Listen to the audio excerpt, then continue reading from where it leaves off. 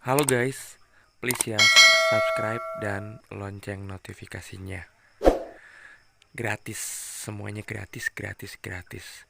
Tolong ya guys, tinggal pencet like-nya, lihat yang jempol, lalu ditekan like-nya dan subscribe-nya, dan jangan lupa icon loncengnya untuk menerima renungan berikutnya. Terima kasih.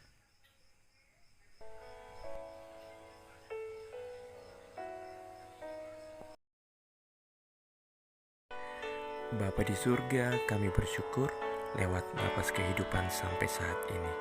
Biarlah lewat kebenaran firman-Mu saat ini, diberkatilah kami dengan kekuatan Roh Kudus yang berasal daripada-Mu. Terima kasih Tuhan Yesus.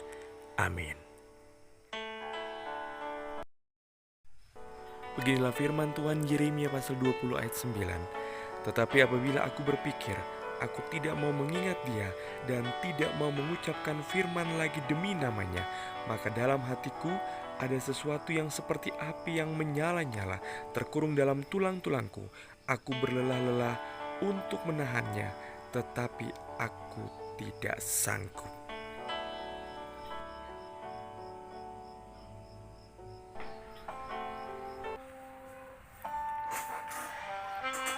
Sobat yang berbahagia, semua kita tahu lagu hidup adalah kesempatan.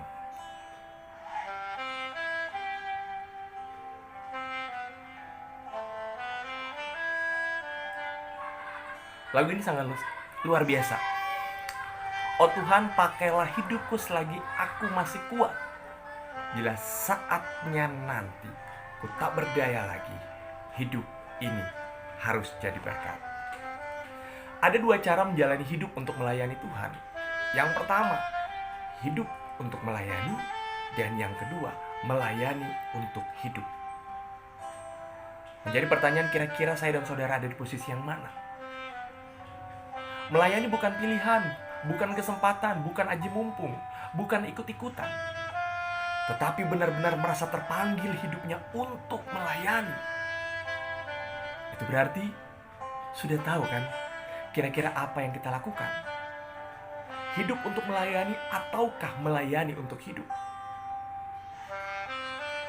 Hidup untuk melayani itu berarti seseorang tahu dan mengerti kehendak Tuhan, apa yang Tuhan mau. Tuhan punya waktu, Tuhan punya mau, dan melakukan apa yang Tuhan kehendaki dalam kehidupan kita sesuai dengan visi misi Tuhan yang mengendalikan pelayanan ini. Saya ambil contoh Nabi Yeremia.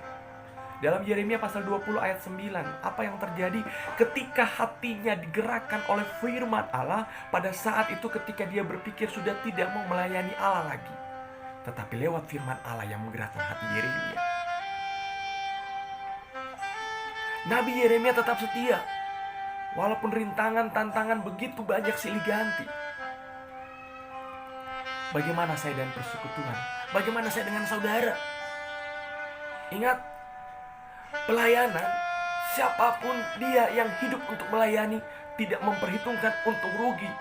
Dan Tuhan tahu apa yang dia lakukan karena dia melakukan berdasarkan kuasa Roh Kudus, gerakan Roh Kudus yang terjadi dalam kehidupannya. Mereka akan tetap berusaha menyukakan hati Tuhan, bukan manusia, karena mereka itu hamba Tuhan, bukan hamba gereja ataupun kuli gereja. Yang melayani semuanya itu untuk disanjung, disukai, malu hati sesama manusia, takut kehilangan pekerjaan, jabatan, posisi, kedudukan, dan sebagainya. Melakukan segala sesuatu untuk mempertahankan pelayanan bagi manusia, selalu mengandalkan jasa diri orang, selalu mengandalkan manusia, serta memperhitungkan dalam pelayanan dan lain sebagainya. Kalau cara-cara demikian yang dilakukan dipakai di dalam pelayanan, itu berarti melayani yang dilakukan hanya untuk hidup. Beda kan?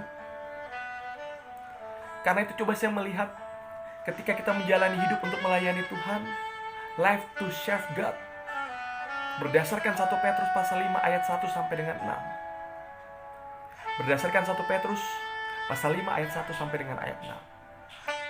Saudara-saudara silakan membaca.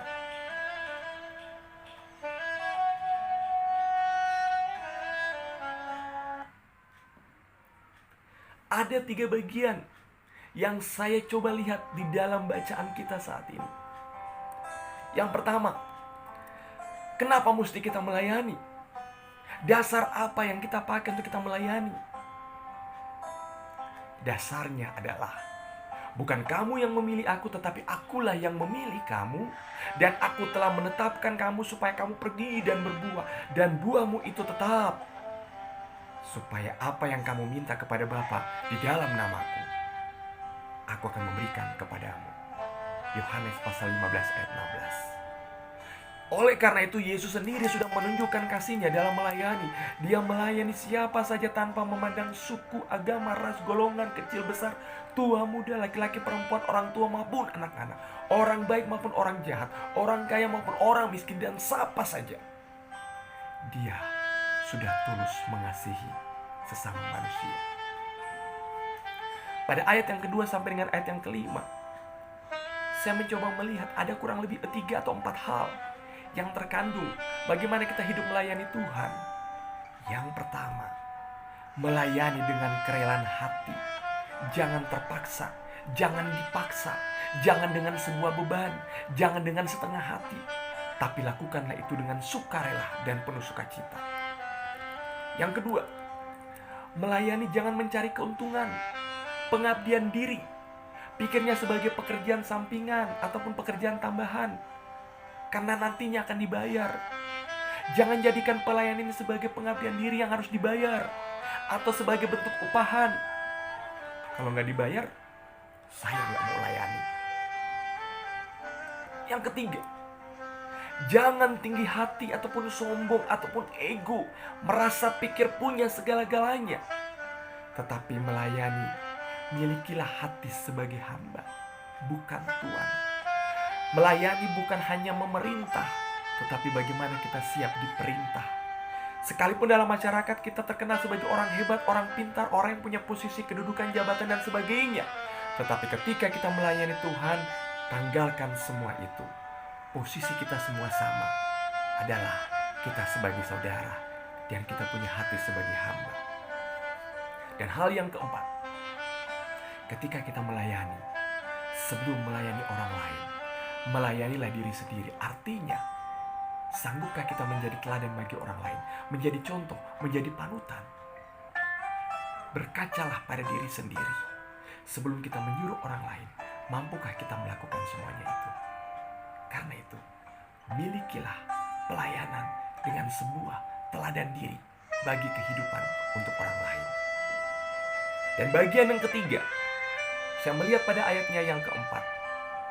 Di situ dikatakan, ketika benar-benar kita hidup untuk melayani Tuhan, apa yang dilakukan oleh Tuhan? Tuhan akan memberikan berkat, Tuhan akan memberikan upah, Tuhan akan memberikan reward yang tidak pernah kita pikirkan lewat cara dan kehendak Tuhan di dalam hidup melayani. Dan mempertaruhkan seluruh hidup dan kehidupan kita kepada Tuhan. Ingat Salomo, ketika Tuhan bertanya kepada Salomo, apa yang engkau minta? Salomo cuma meminta hikmat dan kebijaksanaan. Selebihnya Tuhan menambahkan segala sesuatunya kepadanya. Karena itu, bersakit-sakit dahulu, bersenang-senang kemudian. Jalan mengikuti Yesus adalah jalan penuh dengan via dolorosa. Walaupun penuh dengan penderitaan, tantangan, lika-liku kehidupan yang sungguh sengsara, tetapi ingat, di depannya sebuah kemenangan Tuhan telah berikan. Karena apa janji Tuhan? Immanuel, Allah beserta kita. Tuhan berkati.